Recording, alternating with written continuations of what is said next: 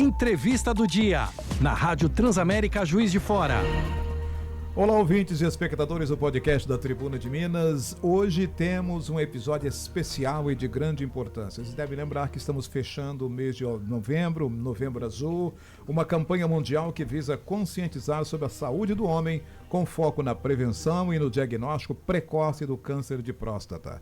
Para esse papo tão relevante, trouxemos um time incrível de especialistas para abordar o tema sob diferentes perspectivas. Eu sou Paulo César Magela e hoje conto com a companhia do apresentador do programa Tribuna Transamérica, Marcelo Giuliani, que volta ao trabalho segunda-feira, viu, senhor? Se Deus quiser, né, Vessi? Estamos esperando sua segunda-feira aqui. Bom, nós vamos compartilhar a experiência pessoal do Marcelo, mas vamos aprender muito com esses profissionais que estão aqui no nosso estúdio da área de saúde. Preparem-se para uma conversa esclarecedora com informações sobre salvar vidas.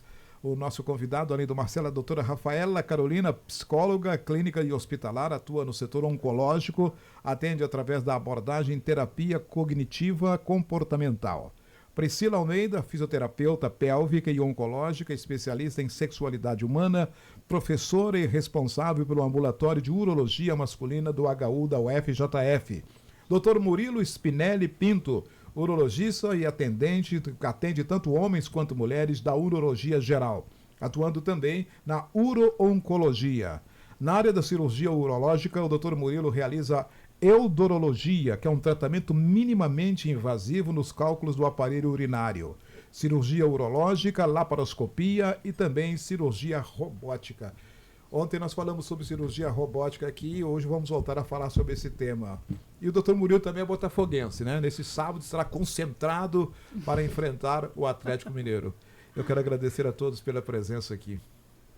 Dr. Murilo, está tranquilo? O coração está... Tranquilo. É uma alegria estar com vocês. Bom dia a todos. Bom dia. E é uma satisfação estar ao lado dessas colegas aqui, né? Que trabalham por esse mesmo fim, essa intenção tão importante, tão nobre, e de todos vocês, essas pessoas amigas e que têm realizado um trabalho importantíssimo, né, de levar ao povo de um modo geral a responsabilidade e a intenção em se cuidarem. Bom, aquela pergunta básica para iniciar é a importância do Novembro Azul, que é uma campanha, um mês de campanha de conscientização, mas na verdade o acompanhamento, a conscientização tem que ser anual, todos os dias, não é isso, gente? Exatamente. Bom, então vamos lá, vamos começar a nossa conversa. Doutor Murilo, o senhor trabalha com técnicas modernas, como cirurgia robótica. Quais são os benefícios dessas abordagens? Porque eu estava conversando ontem sobre este mesmo assunto e hoje o robô é uma realidade e ajuda bastante também nesse trabalho. Sem dúvida alguma, Paulo. A cirurgia robótica é mais uma ferramenta que nós temos para a abordagem do paciente, né? Não só urológico, mas a paciente, a ginecologia, a cirurgia oncológica, cirurgia do tórax, cirurgia geral, né? E ela traz uma série de vantagens para a abordagem do nosso paciente.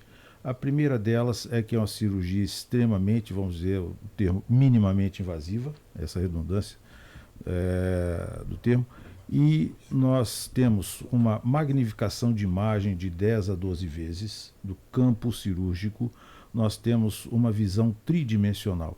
Então, em um campo operatório pequeno, nós temos realmente uma condição de vermos detalhes que com uma cirurgia a olho nu são impossíveis de serem vistos. Isso traz para o paciente menor riscos de sangramento intraoperatório e pós-operatório, menor risco de hérnia incisional no pós-operatório, retorno às suas atividades laborais e até esportivas com um período de tempo bem mais curto. A cosmese, que é muito importante, ou seja, a resposta ao processo cicatricial melhor do que uma cirurgia aberta. E nós sabemos que quanto maior um acesso cirúrgico, maiores os riscos para processos infecciosos. E, consequentemente, tempo de permanência hospitalar curto, né? O paciente pode internar no mesmo dia da cirurgia, por exemplo, uma prostatectomia radical, nós estamos no Novembro Azul. Eventualmente, no dia seguinte, o paciente estando bem, ele tem alta. E depois, uma retirada da sonda no pós-operatório feita no próprio consultório. E nós vemos aqui a importância também de uma abordagem multidisciplinar, né? É importante ressaltar que o câncer de próstata, mesmo nesses momentos de uma cirurgia extremamente avançada como a robótica, ele é preciso ser visto como uma abordagem multidisciplinar. Fisioterapeuta, oncologista, a psicóloga, sem dúvida alguma. Isso nos traz assim maior chance de recuperação para o paciente. Da nossa entrevista ontem com o Dr. Antônio Carlos Tonelli, ele estava falando exatamente esses dados que você apresentou e também a segurança do robô, né? Mas tem o médico que está ali atrás, não a máquina que fica... Porque até para desmistificar um pouco da pessoa, um robô vai me operar? Não é bem assim. Tem um médico ali que está manipulando essa máquina, não é isso? Isso é importante ser frisado, porque as pessoas pensam, eu vou ser operado por um robô e ficam assustadas. Não, jamais. O médico, ele entrega aos braços robóticos os seus movimentos. E esse robô ele é programado de tal forma que ele filtra até os tremores leves que nós não vemos no dia a dia. Exatamente. É só pegar uma folha de papel, ver, nós trememos. Sim. Então, com o braço robótico, nós apoiados, um console do cirurgião é extremamente ergonômico, seguro. Por exemplo, nós estamos fixados o olhar nas óticas, né, de visão. O que acontece? Se mexermos com a cabeça para fazer um mínimo alongamento, as células, os sensores em torno da nossa cabeça, eles detectam o movimento. Consequentemente, eles travam os braços robóticos. Então, isso é uma segurança. E com leves movimentos dos nossos dedos, nossos punhos, eles fazem giros de 360 graus. Isso facilita cortes. Outra coisa, nós cortamos coagulando, né? Então, isso diminui muito o sangramento. Eu queria chegar a isso. Mas eu queria só fazer uma combinação aqui. Isso aqui não é uma entrevista, tá? Isso é uma conversa. E uma conversa assim, um fala, outro fala. Não, podemos interagir entre a gente, mas é claro que eu vou conversar com a Priscila, com a Rafaela. Mas eu queria ouvir primeiro, Marcela, a sua experiência, porque você viveu um câncer. Exatamente. É exatamente isso que eu queria ver com o Dr. Murilo, porque eu me lembro bem. Eu queria que você falasse da sua experiência. Pois é. Inclusive, quando você começou e o pós-operação também. O pós-operação, exatamente. Aí a cirurgia robótica só vai fechar com a cirurgia robótica, porque é fantástico. Eu fui fazer um check-up, eu não senti absolutamente nada, nada de anormal. Eu fui fazer um check-up com o Dr. Amândio Baldi, meu cardiologista. Fui fazer um check-up para jogar bola. E nesse check-up, né, ele constatou, olha, seus exames estão ótimos, tudo bem e tal, seu coração está beleza, mas o seu PSA está muito alto. Eu não me lembro exatamente quanto estava. Sei que estava altíssimo, ele falou comigo. Está muito alto. Se fosse você, eu procurava um urologista para saber o que é. Falei, mas eu não conheço nenhum. Aí ele me indicou o Dr. Murilo, que eu acho que é o médico dele, se eu não me engano. São amigos, inclusive. Eu fui no Dr. Murilo com os exames. O Dr. Murilo pediu para esperar mais 15 dias que eu fizesse novamente o exame. O PSA novamente repetisse, né? Mas dá alteração, doutor? Assim, de um período para o outro, dependendo da situação? Pode. PSA é uma molécula de glicoproteína muito sensível, é um marcador tumoral, não câncer específico, mas câncer sensível, e ele é produzido pelas células prostáticas. E em determinadas situações de atividade física, atividade sexual, o PSA pode elevar-se. Durante um processo infeccioso, que não seja de próstata, é sistêmico, também emocional ocorre. Também, hoje, muito. Trauma, né? Porque eu estava passando um momento muito difícil naquela época. Emocional. Estava passando, nós na família. Então, por isso também, eu acho que você associou isso, mas aí associou-se. Bom, o fato é que fez o exame, constatou que ainda deu mais alto. Me lembro perfeitamente disso. O senhor falou, olha, o único jeito agora é a gente fazer uma biópsia, né, para constatar, e nós fizemos a biópsia. E o doutor Murilo... Aí eu ouvi o que ninguém quer ouvir, né? Você está com câncer. Pronto. E daí? Então, eu queria trazer para a mesa também a psicóloga. Porque nesse caso aí, Rafaela, como a cabeça da pessoa funciona quando recebe um diagnóstico desse? Sim, e essa questão é muito particular, né? Cada homem vai reagir de uma forma. E a gente tem que, primeiro ponto, desmistificar essa questão que, ao receber um diagnóstico, é uma sentença de morte. E não é, né? Ainda mais hoje em dia. Então, mas muitas vezes o paciente, o primeiro ponto é o quê? Não aceitar o diagnóstico. E a partir do momento que não aceita, é mais difícil, né? E, peraí, não envolve apenas o paciente. Então, por isso que a gente tem que trabalhar também com a família, né? Porque ao receber um diagnóstico, eu até falo com meus pacientes, olha, não é apenas a família, não é apenas o paciente, é cuidar também da família. Porque esse tratamento aí vai englobar todos, porque vai mudar a rotina, né? Acredito que mudou totalmente a sua rotina. E teve que o quê? Modificar a rotina dos demais, né? No acompanhamento oncológico. Né? Então, ao receber o diagnóstico, o primeiro ponto aí é na consulta multi, né? Que a gente explica, né, doutor, essa questão, como que vai ser o tratamento. Então, a importância aí dos médicos, do dentista, né, da farmácia, da nutrição, para explicar como que vai ser esse tratamento e desmistificar e explicar como que será o tratamento. E muitas vezes, né, quando se fala aí do homem, existe a questão do machismo. É aí que eu queria chegar, Rafael. Sim. Porque, a princípio, quando eu recebi o diagnóstico, Sim. a minha vontade era sair do consultório do Dr. Murilo e enfiar a cabeça no chão, sabe? Não sair nunca mais. A minha esposa estava comigo. Uhum. Ela lembra perfeitamente. Eu estou com câncer, sabe? Aí, depois que isso começou a ser processado, que vai ter que fazer cirurgia, vai ter que tirar, o meu medo não era morrer do câncer. O meu medo era ficar impotente, Sim. era ficar com sequelas Usar fralda. de incontinência urinária, Sim. entendeu? Porque é o que eu mais ouvia. E vem a vergonha, né? Exatamente. Pô, eu com 50 e poucos anos ficar impotente, cara. Ficar com incontinência Sim, porque urinária. mexe com masculinidade. Com a virilidade, né, do homem. Sim, e é o que, né, tem mais importante aí para muitos homens, né? E então a gente fala aí do Novembro Azul, mas só que a gente tem que lembrar que não é só novembro que tem que cuidar. Todo e dia, né? o homem, com essa masculinidade tão aflorada aí, ele quer cuidar de todos, mas muitas vezes esquece, né? Vocês esquecem de vocês.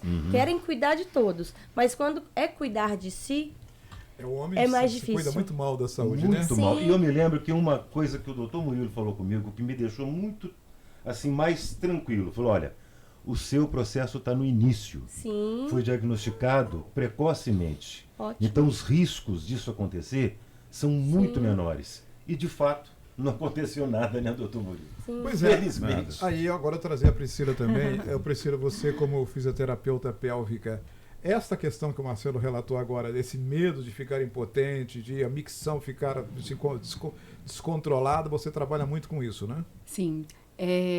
Essa é uma preocupação na prática clínica, a gente observa muito isso, sabe, Marcelo? A primeira preocupação quando esse paciente ele chega no nosso consultório é por que eu estou incontinente, ou por que eu estou com disfunção erétil. O paciente não entende, né? Eu estava até conversando com o Murilo lá fora. Como professor, tem muito essa veia acadêmica, então eu gosto de explicar toda a cirurgia para que o paciente, inclusive, entenda qual que é a função da fisioterapia pélvica, né? O que eu estou fazendo aqui no meu consultório. E aí, a partir disso, dessa avaliação, né, a gente vai explicar para o paciente o porquê da incontinência urinária, o porquê da disfunção erétil, né? E é importante dizer que nem todo paciente ele vai evoluir com incontinência urinária e com disfunção erétil, né? Isso está muito condicionado também à questão da presença de comorbidades prévias, né? Uma incontinência já presente, uma disfunção erétil já presente, porque a gente não fala sobre saúde do homem, Não. né? Eu tenho muita essa coisa minha, essa preocupação, eu gosto muito particularmente de atender o homem, porque eu vejo que a saúde do homem ela está muito aquém. A gente fala muito da saúde da mulher. As mulheres são muito mais cuidadosas, né, Priscila? Mas eu vou te dizer uma coisa, a mulher ela é muito mais cuidadosa, ela busca mais pela sua saúde. O homem ele já busca menos. E se a gente perceber, né, o ano passado teve uma mudança no Ministério da Saúde, da Organização Mundial de Saúde, que me preocupa um pouquinho, não sei se preocupa você, porque a gente não é mais recomendado que o homem ele faça os exames como, por exemplo, de toque, não sei se o senhor vai falar isso, né? Então isso saiu um pouquinho, né? E só é recomendado agora o exame, né, pra gente mediante sinais e sintomas sugestivos. Aí eu fiquei pensando, meu Deus, mas se ele não vem, né, ele custa procurar suporte médico, imagina agora que não há essa questão, Novembro Azul, tem que fazer toque retal, né? Então isso perdeu um pouco essa característica, mas ao mesmo tempo a gente precisa lembrar que você precisa esse cuidado ele precisa ser sempre. E o Novembro Azul a gente vem também para alertar sobre que sinais, sintomas que eu tenho que ficar atento para eu buscar uma ajuda médica, né? E assim, voltando nessa sua questão, essa questão de disfunção, de incontinência urinária, a gente pode achar da questão robótica, né? Então, a cirurgia laparoscópica, cirurgia abdominal aberta, tem uma diferença nisso aí. Pacientes que são submetidos à cirurgia robótica, eles evoluem com muito menos complicações por conta de todas desse atendimento, esse tratamento que ele oferece um risco menor, né? De você vir a fazer essas disfunções. E a primeira complicação que a gente observa e o medo desses pacientes que a gente vê, no primeiro momento, Marcelo, é a questão da incontinência urinária. Esse paciente, ele quer ficar seco. A partir do momento que ele reduz e a gente consegue melhorar essa incontinência urinária, vem a questão da função sexual, né? A disfunção erétil, ela vem no segundo plano. E a disfunção erétil, ela tem um tempo maior de recuperação, porque aí a gente vai envolver outras questões, como, por exemplo, uma lesão nervosa. A gente tem um time de recuperação que ele é mais lento e vai envolver outras questões também. Pois é. Agora, doutor Murilo, como a Priscila está lembrando aí, essa situação hoje não é cancelamento, mas pelo menos é uma supressão do exame de toque, não é? É uma Mas mudança, né? A ciência também tem diretriz. avançado bem por exames de imagens também. Hoje eles têm detectado as situações com mais segurança, não? Bom, vamos abordar aqui primeiro essa situação que a Priscila comentou. Houve, falando respeitosamente, uma atitude irresponsável do Ministério da Saúde, corroborada por uma determinada pessoa do Instituto Nacional do Câncer, não especialistas, do INCA, Rio de Janeiro, que tiveram uma conduta indevida e irresponsável. Porque imagina só, publicar que não é necessário o toque e também fazer a avaliação, ou seja, o preventivo, o Novembro Azul, ou seja, todo mês tem que ser azul. Sim. O homem, realmente, como a nossa querida psicóloga falou, ele se cuida muito pouco. E a Sociedade Brasileira de Urologia há muito tempo tem lutado para a saúde masculina. E existe esse tipo de preconceito. Eu sou homem, aqui só sai, não entra. Eu escuto isso constantemente. Isso aí, então, nas redes sociais. Imagina a dificuldade de chegar numa fisioterapeuta pélvica para o tratamento, né? Muito grande. Olha o dedo do médico. Já vi filmes assim, do cidadão, dois caras sentados, aí um saindo do consultório, saindo como se tivesse sido estuprado, na verdade. Exatamente. Quer dizer, todo humilhado, aí, né? Humilhado. E o resultado disso tudo, isso cria aquela Exatamente. resistência. Eu não faço isso. E existe aí um viés nessa situação, Paulo, que a gente fica muito preocupado, porque quanto mais diagnóstico tem, maior o gasto, né, para um tratamento. Mas nós temos que raciocinar o seguinte: o paciente que não se trata no momento certo, quando tem um tumor de baixo grau, com toda a possibilidade de ficar curado, ele posterga essa situação e depois provavelmente encontra-se numa situação de um tumor de alto grau. E aí a situação é muito pior. Muito pouco tem se fazer. Nós estaremos nessa situação regredindo à era antes da década de 90, quando nós não tínhamos como fazer um diagnóstico precoce. Então, o que acontece? A Sociedade Brasileira de Urologia interviu de forma contundente sobre isso e realmente bloqueou essa situação. Nós temos que seguir protocolos. Exatamente. E esses protocolos têm que ser protocolos mundiais. Então é uma irresponsabilidade muito grande passar para um paciente que ele não precisa fazer a preventivo de um câncer de próstata. A mesma coisa é falar para a mulher: você não precisa fazer um preventivo de câncer de mama. Qual a nossa responsabilidade? Principalmente sendo profissionais ditos da saúde ou ditos profissionais. Agora existem casos, a pessoa ela morre de câncer de próstata, no caso que nós estamos tratando aqui, e existem pessoas que morrem tendo o câncer de próstata, mas não por ele, dependendo da idade. Exatamente. Quanto maior a idade, mais elevada a idade do paciente, maior o risco de ter o câncer de próstata. Mas esse vai morrer com o câncer de próstata, mas não do câncer de próstata. Exatamente, porque no idoso, o câncer de próstata, isso, medicina não é matemática, né? Mas de um modo geral é isso que ocorre. A agressividade é menor, ele tem uma evolução mais lenta no idoso. Isso até prova o contrário, motivado pela atuação da testosterona. Os níveis de testosterona nesses homens idosos é muito menor. E o câncer de próstata é hormônio dependente. Aí fica um alerta muito importante, uma situação que nós temos visto, o uso de hormônio indevidamente indicado. O Marcelo, no Tribuna Transamérica, tem trazido vários especialistas aqui, eles falando sobre essa questão de testosterona. Porque ela tem sido utilizada até uma questão de estética, né? Ficar mais forte. Muito. E isso é um problema. Não é, Rafaela, você que é psicóloga, como funciona na cabeça das pessoas nesse sentido? E né, essa questão aí, né, quer ficar forte. Mas até que ponto ficar forte fisicamente é importante? É ficar saudável. Né? Até ponto de ficar forte é ficar saudável, né? Porque, ao meu ver, né, a saúde mental é muito, né, importante nesse contexto também. Não que a parte física não seja, mas o olhar para a parte física em outro contexto. Né? O cuidado da saúde. Porque, ao meu ver, nessa situação, não está cuidando. Né? Está o quê? Pelo contrário. Está prejudicando, né? E nesse primeiro momento vai ficar forte, vai ficar, né, aparentemente muito bonito, muito saudável na cabeça dele. Mas e a longo prazo? E a longo prazo aí que, né, vai ver os resultados. E esse resultado aí, lá na frente, pode o quê? Ser rejeitado. A gente tem registrado, Rafaela, a gente tem visto no noticiário aí, vira e mexe, pessoas assim jovens, 30, 40 anos, indo a óbito por conta de uso desses anabolizantes, especialmente testosterona, porque ele tem influência direta na questão cardíaca, não é isso, doutor? Perfeitamente. A testosterona deve ser indicada quando é motivo de reposição hormonal, ou seja, quando o homem evolui com hipogonadismo. E o que acontece? Aquele que não produz a testosterona devidamente, por algum motivo qualquer, está passando por momentos até de sarcopenia, de perda de massa muscular e óssea também, e apático e completamente alheio a tudo que acontece, se choveu está bem, se esfriou também, e nada importa.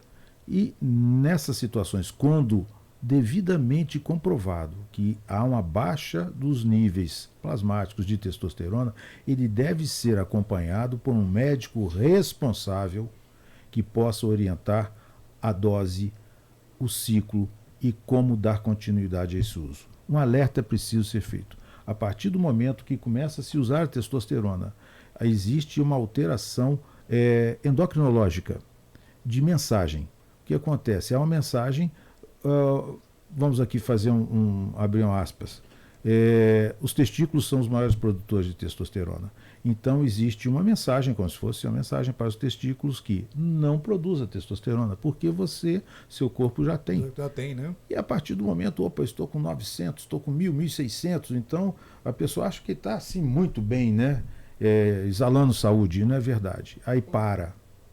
Nisso o que acontece? Existe um reflexo, um efeito rebote e não há mais produção de testosterona. Ele entra em hipogonadismo. E aí vem os problemas muito sérios. E tem a questão também, né, doutor?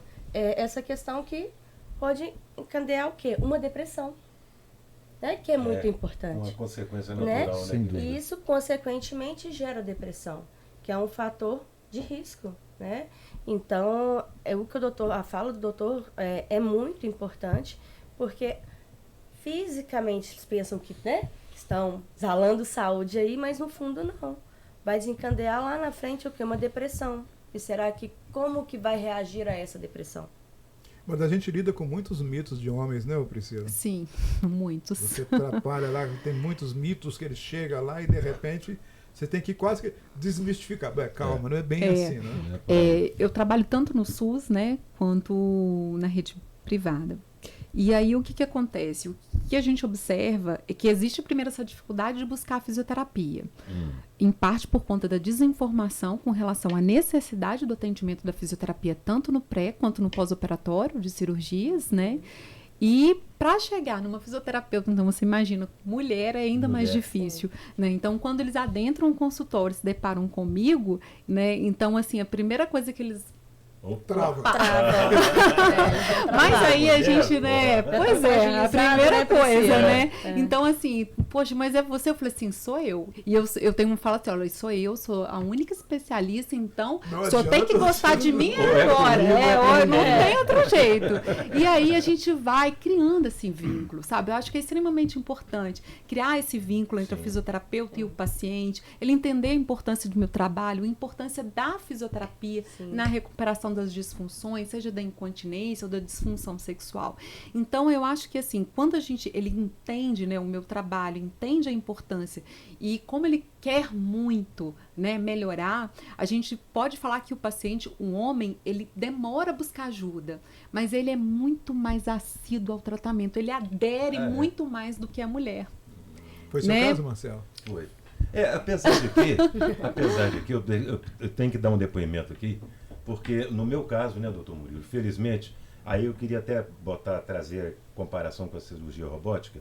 A minha cirurgia demorou muito tempo, foi muito longa, né? Você deve se lembrar disso, porque o doutor Murilo fez um trabalho na época de busca em volta de todos os tecidos para saber se havia metástase, metástase. Então foi uma cirurgia demorada, eu fiquei 5 dias internados. Foi abertura de abdômen na época, não tinha cirurgia robótica, né, doutor? Isso há 10 anos, 9 anos. Né? Já tem isso tudo, Marcelo? Já 9 anos. Então, mas depois disso tudo, a recuperação, sabe, foi assim muito boa. Foi tão bem feito, e o caso do diagnóstico precoce que o doutor Murilo tinha falado comigo, olha, os riscos no seu caso são muito menores por causa disso, de fato aconteceram. Eu não precisei fazer radioterapia, quimioterapia, nenhum outro tipo de tratamento, né, doutor Murilo? Perfeitamente. Nenhum. Não fiquei com sequela nenhuma, absolutamente nenhuma. Tenho vida sexual normal. Mas você trabalhou com algum psicólogo posteriormente? Não precisei, porque eu não tive, assim, nenhum trauma, entendeu? Depois que passou, que eu vi que eu estava bem, eu não precisei procurar. Nem a fisioterapia. Nem fisioterapia. Não foi preciso, felizmente, graças a Deus. Mas se tivesse, eu iria procurar. O próprio doutor Murilo falou comigo, olha, nós temos todo um tratamento, todo um acompanhamento, mas felizmente no meu caso, por isso é que eu faço sempre questão de falar, galera, diagnóstico precoce, procura, porque no meu caso foi graças a um diagnóstico precoce, entendeu? Porque não fiquei com sequela absolutamente nenhuma, mas eu sei, tinha amigos que morreram, o doutor Murilo até conhece, inclusive, acabaram tendo problemas seríssimos porque não levaram o tratamento a sério. E não procuraram ajuda psicológica, e o que a gente, fisioterapeuta. E eu conheço pessoas, né, inclusive do meu círculo familiar, que assim negam o tratamento, existe essa negação. E a primeira fala que a gente escuta é o que a Rafaela já colocou, né? Não, eu prefiro morrer a ficar impotente. Exatamente. Entendeu? A perder essa masculinidade, essa virilidade. E aí a gente precisa desmistificar, porque também a relação sexual, ela não é só penetrativa. Existem outras maneiras da gente oferecer, desenvolver essa sexualidade, né? Ter uma vida sexual que seja satisfatória para esse casal, que não seja pela via penetrativa. Então eu desmistifico muito isso, porque quando esse paciente ele chega com uma disfunção erétil, né, parcial ou total, a gente precisa dar a esse sujeito a oportunidade dele manter um bom relacionamento, né, dele manter a vida do casal. Eu chamo, inclusive, a esposa ao meu consultório. Nossa, tirou a pergunta daqui. Claro. Você tem que tratar também a paciente. Exatamente, é extremamente casal, importante, entendeu? Eu trago a esposa, eu explico, porque muitas das vezes também há cobrança por parte da companheira com relação, né? A questão, ele está impotente, ele não está funcionando. Não, gente. Então, assim, eu acho que a educação, ela é extremamente importante. Ele precisa entender o que está acontecendo. Que muitas das vezes essa recuperação ela é um pouco mais longa. Então, o que eu posso fazer? Né? A vida sexual, a função sexual, ela é um pilar da qualidade de vida. Então, assim, isso vai interferir na vida do casal. E a gente precisa dar a oportunidade, alternativas, o que pode ser feito no momento dessa recuperação.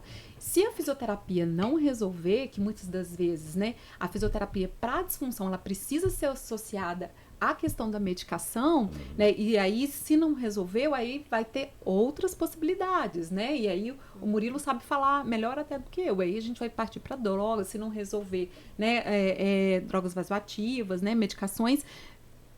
prótese peniana. Então, assim, tem outras possibilidades, mas até lá, fisioterapia, a gente sabe hoje, né, que dentro do que a gente tem referência disso na literatura, quando você combina a fisioterapia com as medicações, né, que tem esse objetivo de aumentar o aporte sanguíneo, né, todas vasodilatadoras, a gente tem uma melhor resposta da função erétil, melhor resposta a longo prazo dessa função sexual. Então, assim, existe essa possibilidade, tem que ser tentado, né? E a gente tem outros recursos também dentro da fisioterapia pélvica que a gente pode ajudar esse paciente. O Viagra resolve nesse caso, doutor Murilo, ou não é recomendável, porque a pessoa passou por uma cirurgia?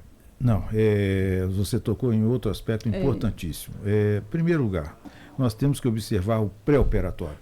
Eu gosto muito quando o paciente vai sozinho, tem o diagnóstico, tem aquele impacto, parece que fugiu o chão, que tudo acabou, é uma situação. A gente sente isso pelo paciente também. É muito ruim dar o diagnóstico também. Sim. Eu normalmente solicito que ele traga a esposa logo a seguir, porque vamos conversar com a esposa sempre é o quê? Um suporte emocional muito grande para esse paciente. Muito importante. Muito importante. Então, o que ocorre? O status quo desse paciente em termos de atividade sexual, atividade física, de continência urinária pré-operatória, é extremamente importante. E hoje nós sabemos que quando, como o Marcelo falou, uma cirurgia um pouco mais demorada, porque foi uma cirurgia aberta, a olho nu, né? Sem magnificação de imagem, eu tinha a todo custo um jovem sendo operado, fazendo uma prostatectomia radical, com risco iminente de lesão de feixes vascos nervosos, feixes de nervos e vasos sanguíneos, que causam o aporte, a ereção em primeiro lugar, é um reflexo de um ato neurológico. Né? E se nós lesamos um nervo, não adianta preservarmos os vasos sanguíneos. Acabou a ereção. Então, sem invadirmos cápsula prostática para não deixarmos tumor e sequela. Em primeiro lugar, precisamos de um tratamento oncologicamente perfeito.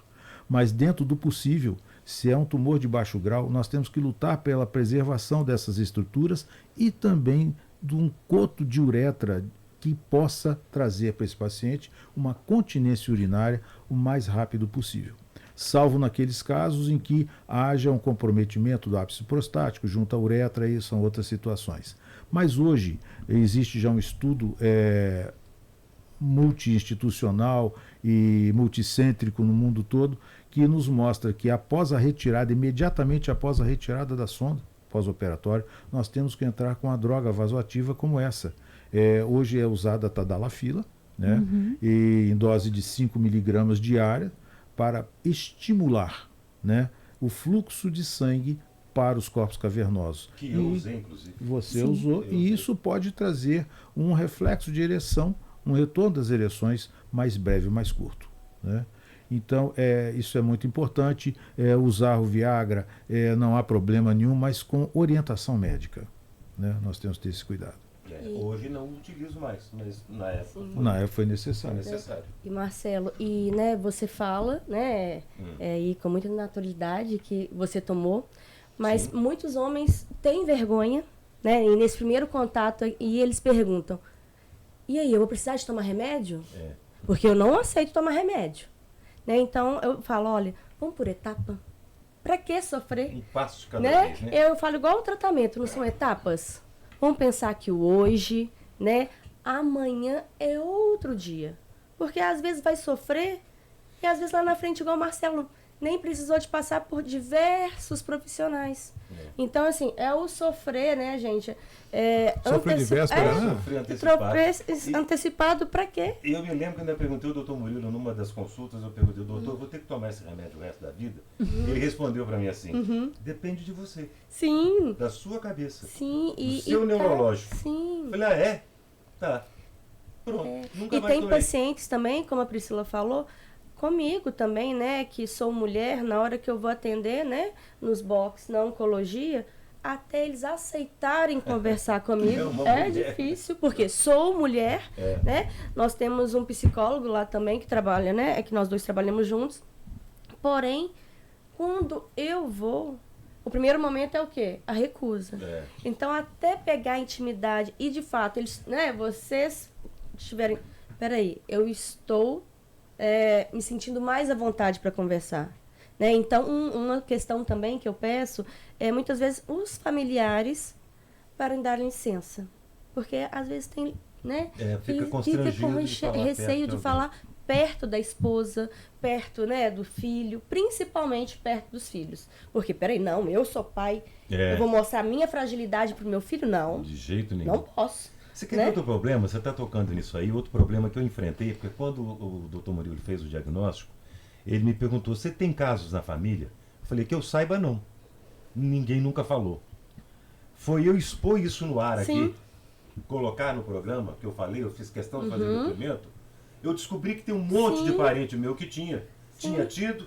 A vergonha de falar, mas não fala. Ninguém sabia. Sim, a vergonha de falar. Foi eu falar isso publicamente, pronto, apareceu um monte de casos na família. Sim, e por isso que, né, eu sou responsável por um projeto, por um grupo de acolhimento, né, dos familiares e cuidadores, porque muitas das vezes não é os familiares que cuidam, por causa da demanda, então contrata um cuidador. E às vezes o cuidar em excesso também prejudica, né, o tratamento. Peraí, gente, eu já estou me sentindo impotente. Aí vem meu familiar ou meu cuidador e priva de tudo? Não. Né? Às vezes o tratamento em si está sendo, né, menos desgastante do que com os familiares, né, Marcelo? Então, eu acredito aí que o Marcelo passou por essa situação, né? É um homem ativo, a partir do momento, olha, você não pode fazer isso, isso, isso. Não, peraí, não pode deixar, Marcelo, o que eu faço para você? Então, não pode. A gente trabalhar com os familiares, com a esposa, né? Super proteção. Super o excesso proteção. de cuidado, que às vezes é confundido com amor, que isso não fragiliza. Não é bem-vindo nessa situação. E a gente tem que bater na tecla, olha, ele está vivo. Ele está fazendo o tratamento para melhorar a qualidade de vida dele. E o programa Tribuna Transamérica, durante todo esse mês, o Marcelo entrevistou vários especialistas, mas eu vou repetir uma pergunta que certamente o Marcelo deve ter feito, porque nós estamos fechando esse mês, mas, como eu disse, a campanha continua sempre. A questão do câncer de próstata, a partir de quando a pessoa começa o preventivo? Tem uma idade mínima? Porque a gente tem percebido hoje, viu, Rafaela, viu, Priscila, que algumas doenças, que antigamente era doença de velho, estão descendo a escala hoje. A gente tem visto jovens infartando, jovens com AVC. No câncer de próstata também, doutor? Paulo, importantíssimo essa abordagem. Existe uma situação em que a indicação de rastreamento populacional a partir de 50 anos. Isso quando não há histórico familiar, principalmente do braço paterno, e fatores de riscos também. Mas, quando o paciente busca um consultório médico, ele tem 40 anos, 42, ele solicita uma avaliação, você explica, o paciente precisa entender como devemos seguir. É preciso ser instruído também. E, consequentemente, você não deve definitivamente deixar de solicitar pelo menos o PSA desse paciente. Por quê? O câncer de próstata também incide em grupos mais jovens. Os dados estatísticos não são tão relevantes como no homem, a partir de 50, 60, 70 anos, entre 60, sexta década, sétima década, onde nós temos maior incidência, mas isso está mudando.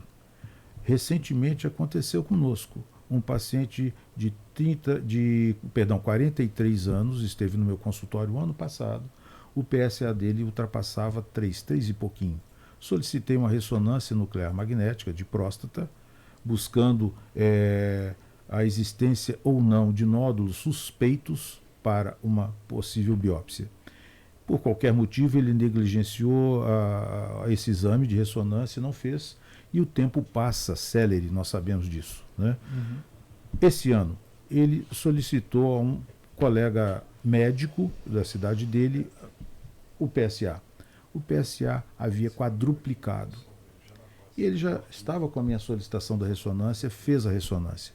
Veio o chamado grau PIRADS, como existe BIRADS para mama, né? E o que acontece? 5, que é alta probabilidade para câncer de próstata. Solicitei a biópsia. Veio um tumor de altíssimo grau. Ele com 44 anos de idade. Então, o que eu vejo é o seguinte: quanto mais jovem o homem, mais agressivo é o tumor. Piora o prognóstico. Pior o prognóstico. Foi operado. Se fosse por cirurgia aberta, seria impossível, porque havia extensão extraprostática, linfonodal dos gânglios linfáticos, inclusive, né? Ele está muito bem, tranquilo, fazendo fisioterapia na cidade dele, tem perdas aos esforços, perda de urina aos esforços. Conversei com a esposa e com ele, falei que talvez não pudesse preservar os nervos e vasos sanguíneos responsáveis pela ereção para que se tornasse uma cirurgia oncologicamente perfeita. Ela foi a primeira em falar de forma peremptória. Eu falei assim: isso não nos importa, o que me importa é meu marido, a saúde dele. Amor está além disso, né? Vamos lembrar Rita Lee, né? Aquela música Amor e Sexo, né? É a pura verdade, né? E a importância do acolhimento aí, né? Acolhimento. E, continuando, desculpa, anualmente. Então, o exame deve sim a partir de 50 anos, caso não haja, lembrando... As pessoas de raça negra também têm que começar mais cedo, mais a cedo. partir de 45 anos. Se houver ascendência familiar, né, iniciamos aos 40 anos. E a partir daí, anualmente. O toque retal é importantíssimo, é incômodo. Eu lembro de um paciente que já se foi, até quase 90 anos, ele ia ao consultório todo ano e falou assim: eu quero me examinar. Eu falei assim: só o PSA para o senhor, não tem necessidade do toque. Doutor, eu quero fazer o toque. É um exame físico, me sinto seguro. E o filho, um advogado, estava ao lado dele, falou: não sei por que o senhor gosta tanto disso. Eu falei assim: meu filho, eu não gosto tanto disso. Não é questão de gostar, não. Então, o que é? Me explica. Eu quero entender. Eu falei assim: quando eu morrer, eu quero morrer com saúde. Maravilha. É isso. Né? Priscila Almeida, fisioterapeuta pélvica e oncológica, muito obrigado pela sua participação conosco nesse podcast. Eu que agradeço o convite de estar aqui falando, né, sobre a fisioterapia pélvica, poder compartilhar um pouquinho da minha atuação com vocês. Rafaela Carolina, psicóloga clínica e hospitalar, muito obrigado pela sua participação conosco aqui. Obrigado pelo convite, né? E deixar um lembrete aí, que não apenas em novembro, né? Para que os homens, vocês homens, né, se cuidem todos os meses. Murilo Spinelli Pinto, médico urologista. Doutor Murilo, muito obrigado pela sua presença também aqui. Paulo, eu agradeço imensamente a você, ao Marcelo, a todos vocês, e principalmente esse depoimento do Marcelo, que é extremamente importante, um exemplo. Ele foi um exemplo de paciente, não por estar na presença dele, só nos ajudou, ele e a esposa, né? Isso é muito importante.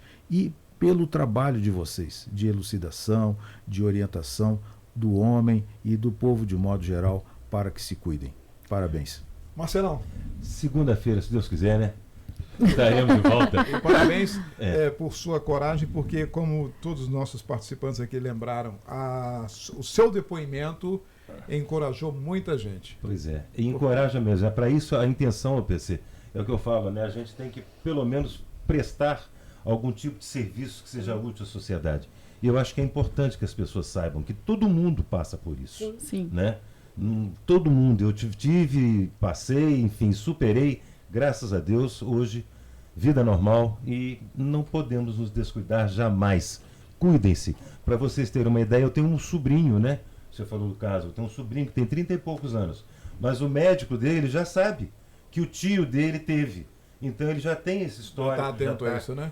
Exatamente, já está sabendo. Já. Então quando chegar o momento certo, ele já vai monitorando. Se tiver a probabilidade, né, dele ter também é grande, então já vai acompanhando. É por isso que é importante você falar sobre isso.